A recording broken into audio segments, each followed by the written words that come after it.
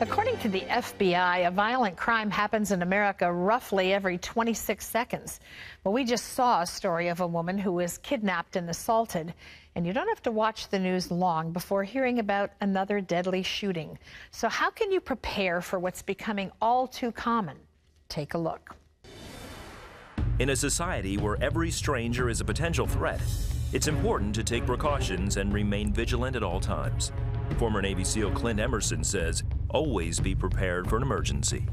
In his book, 100 Deadly Skills, Clint shares tricks he learned to protect himself at home and abroad. His methods will improve your chances of surviving any dangerous situation.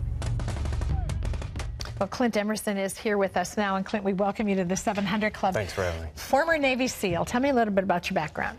Yeah, so I went in the Navy, did 20 years. I spent half my time on the West Coast, half on the East Coast, and came across a bunch of skills, kind of on-the-job training, and that's what led me down the path of putting together a book that gives people skills that they could use against crisis, especially with the most common threats that you see today. You know, I think people are afraid today. There's so much going on. You really can't listen to the news. Every day you hear something.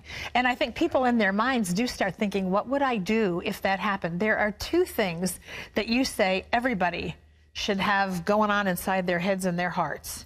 Yeah, I've been trying to push that the run, hide, fight mentality is something, a checkoff list that you need so that when crisis strikes, you've already got decisions made, and all you got to do is act those decisions out. You don't want to be making decisions in the middle of a crisis. So but you say be prepared and...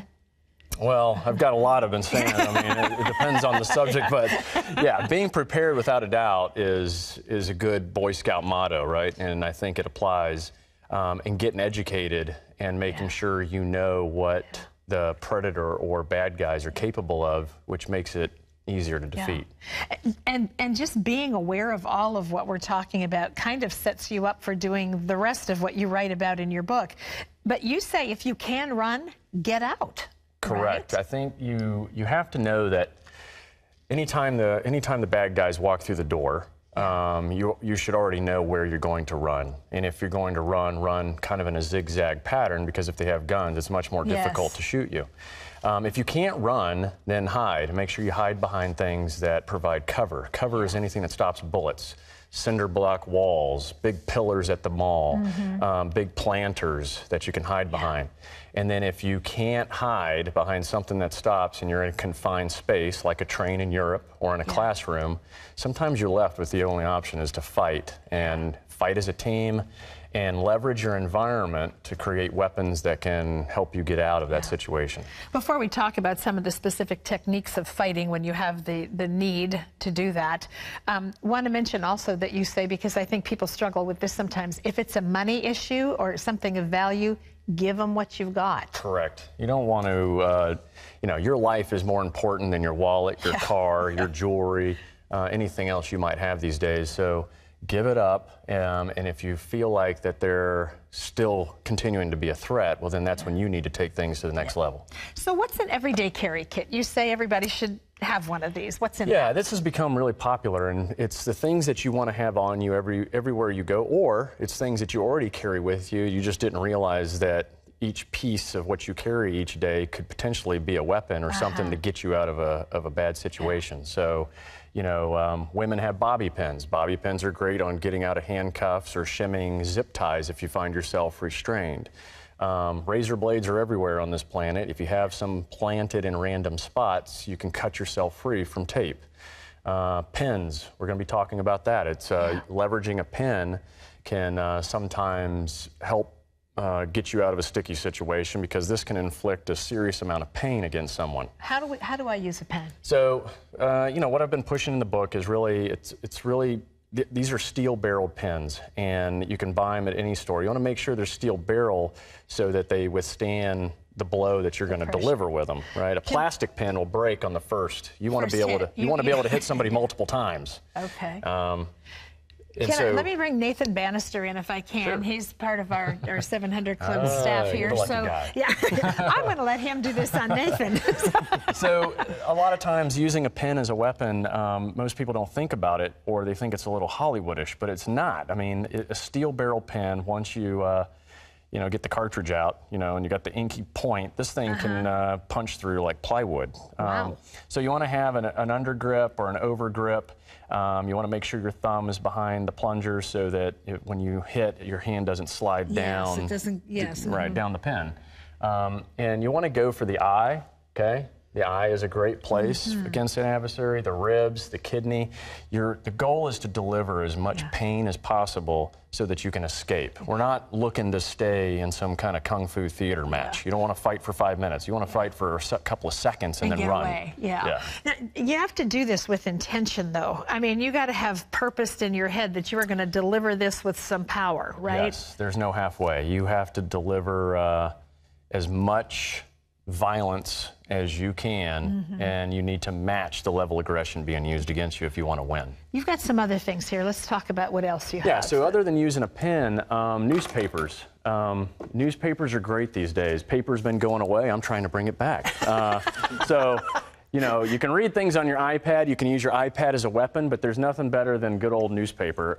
Tightly rolled up, I'm Tightly assuming. rolled. So if you take several sheets, right, and you want the more paper, the better, the more dense your club becomes. And you're literally, if you have, let's say, 10, 20 sheets of paper, you're going to roll it nice and tight. And as you roll it, keep all that air out. And then as you fold it over, it's going to become this, you fold it, and that's where you got the... And you can add, you know, if you really want to be devious, you can add a nail to it, okay? And this was actually created by a lot of your soccer players in Europe. Stadium security got to the point where it was really good.